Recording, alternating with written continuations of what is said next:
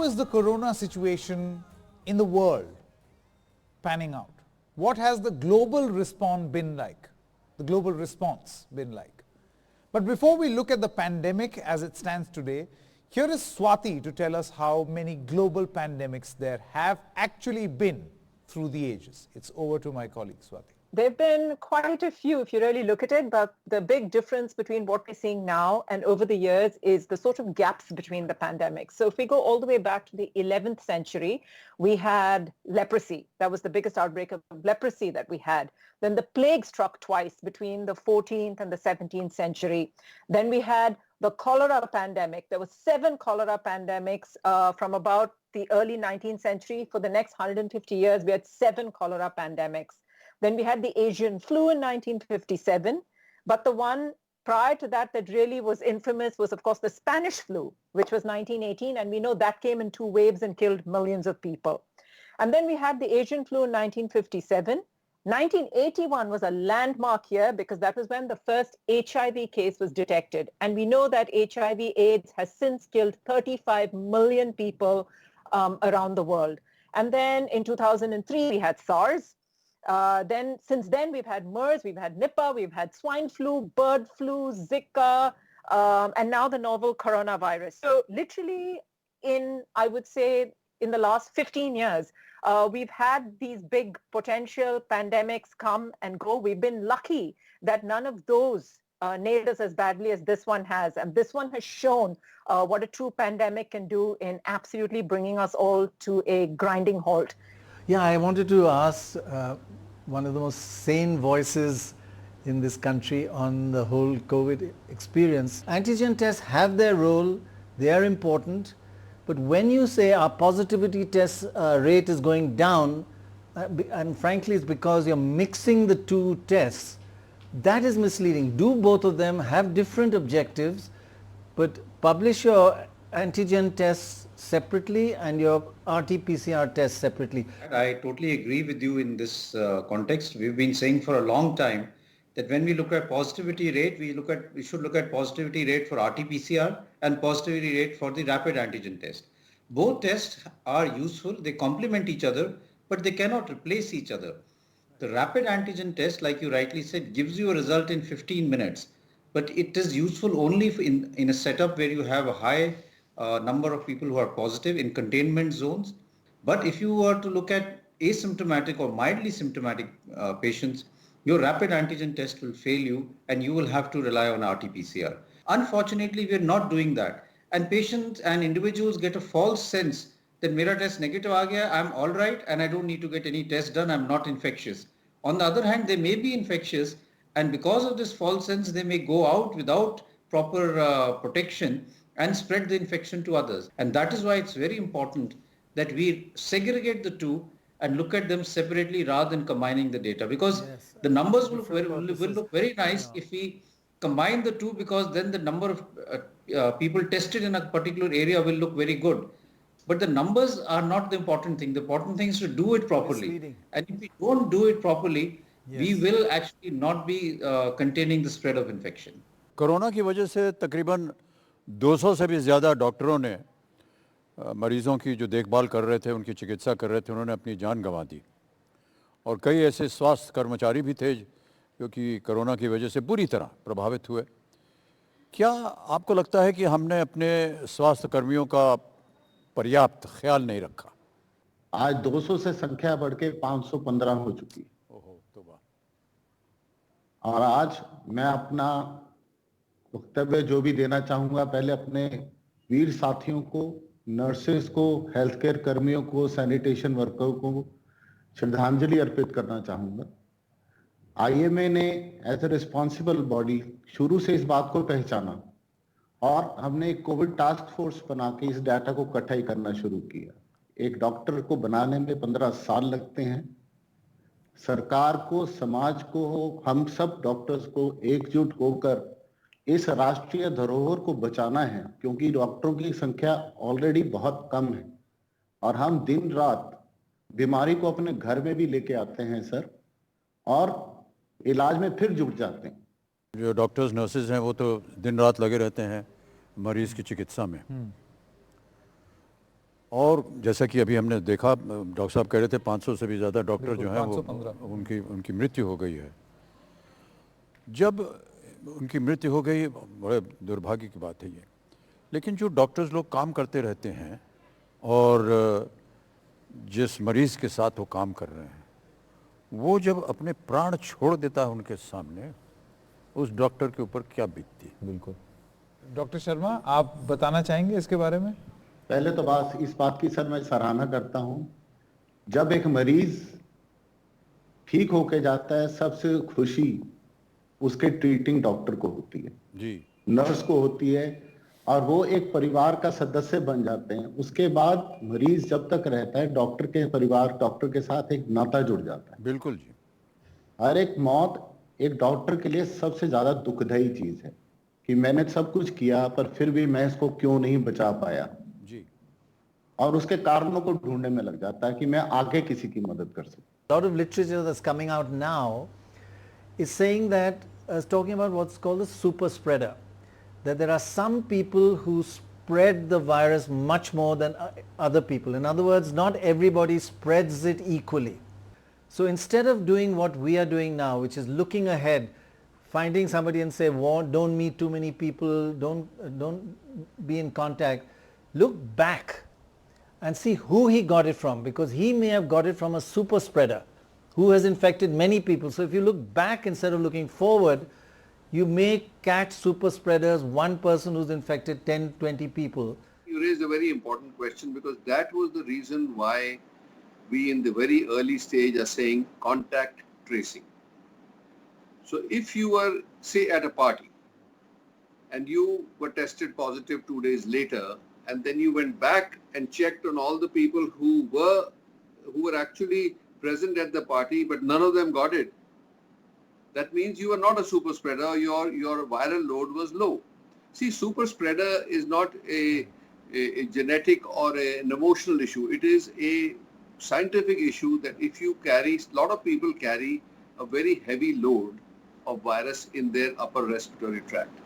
On the other hand, you see medical personnel testing, their antibodies are positive. They never knew they got it. So what we are saying is, do they get micro exposures? Do they get little of viral exposures? Their body overcomes it, kills the virus, but it also develops antibodies. You know, you must have seen in the early stages, they had these tests that they did of when somebody coughs, when somebody sneezes, or when somebody talks, how far the droplets go, Yeah. and what the distance and how long the exposure is. So that's why the origin of masks came from this experiment, that if one person is, you presume, has COVID, the other person does not. They are within 3 feet of each other and their interaction is more than 15 minutes, then the chances of the uninfected person getting infected are extremely high. On the other hand, if the person who's got it is wearing a mask and the one who doesn't is not, that chance, and still within 3 feet and 15 minutes, the chance becomes medium. But if both of them are wearing masks, then it becomes, in the same interaction, and then it becomes minimum. अब हमारे साथ जुड़ गए हैं दिल्ली के मुख्यमंत्री अरविंद केजरीवाल। अरविंद जी, आपका बहुत बहुत स्वागत इस कार्यक्रम में। एक बात हो रही है महामारी से होने वाली थकान की, कोरोना के बीच रोजी रोटी का जो संकट है उसके, ऐसे भी सबके जो चुनौती की तरह एक ये संतुलन बनाए रखने की, तो कामकाज के साथ सुरक्षित रहने की कैसे होगा ये सब? ये संतुलन भी बना रहे, इलाज भी होता रहे, जो महामारी की जो भय है उसको भी, कामकाज के बीच में कैसे होगा ये सब? आपकी बात बिल्कुल सही है अमिताभ जी, सारी सरकारों के सामने यही सबसे बड़ा संकट है। एक तरफ है कोरोना फैल रहा है और कोरोना फैलने की वजह से लोग बीमार पड़ रहे हैं, कुछ लोगों की मौत हो रही है। दूसरी तरफ अगर आप लॉकडाउन कर देंगे, लोगों को घर में रहने को कहेंगे, तो इकोनॉमी नहीं चल पा रही तो कोरोना से तो बच जाएंगे लोग, इसकी भुखमरी के से मर जाएंगे। तो ये दोनों के बीच में संतुलन बनाना पड़ेगा। 3 चीजों की जरूरत है। लॉकडाउन तो केवल तभी करने की जरूरत है जब हमारी हेल्थ इंफ्रास्ट्रक्चर पूरी तरह से ठीक नहीं है। मान लीजिए आपके पास पीपी किट की कमी है, टेस्टिंग किट की कमी है, अस्पताल में बेड की कमी है, एम्बुलेंस की कमी है, तो आप 10 दिन का 15 दिन का लॉकडाउन कर लीजिए और इसमें इसका तुरंत इंतजाम कर लीजिए, पहली चीज। दूसरी चीज, अपने को अर्थव्यवस्था को खोलना पड़ेगा और अर्थव्यवस्था को खोलने की वजह से जो केसेस आएंगे, अपना हेल्थ इंफ्रास्ट्रक्चर उन केसेस को डील करने के लिए तैयार रहने की जरूरत है। और तीसरी चीज, जो समाज के ऐसे तबके हैं जो बहुत गरीब हैं, जो भूखमरी का शिकार हो सकते हैं, उन तबकों को सरकारों को इमीडिएट राहत देके, जैसे दिल्ली के अंदर हम लोगों ने लॉकडाउन के पीरियड में 2-3 महीने तक 10 लाख लोगों को सुबह और शाम हम खाना खिलाते थे, स्कूलों के अंदर लंगर लगा दिए थे हम लोगों ने, कोई आए कोई खाए, किसी से कुछ नहीं पूछा जाता था। उसी तरह से 1 करोड़ लोगों को हम लोगों ने 2 महीने तक सूखा राशन उनके घर भिजवाया था। तो ये वो तबके जो कि समाज के बहुत ही गरीब तबके हैं, उन लोगों के लिए सरकारों को अलग से इंतजाम करना पड़ेगा।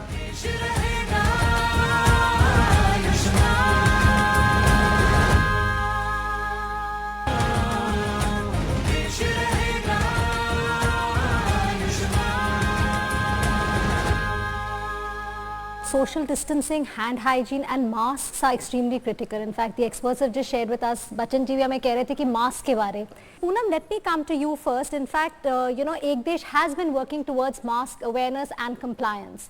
And there was a very interesting report which actually said that I think 90% people know that they need to wear masks, but barely 44% wear them. This is about India, and it's a recent thing which Ekdesh did. Tell us about that. We did this study somewhere in July, and anecdotally we knew that masks is important. There is high awareness on masks, starting from the lockdown onwards, whether it's been the Honorable Prime Minister or other people from the government at the local level. You have the district collector, district magistrate, everyone talking about masks. So I'm sitting in Jammu at the moment, and I know here masks have been given as a part of the ration as well.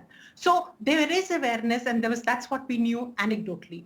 And that's when we went back and did a study. What we found out was that there is 90% awareness on masks and only 44% people comply.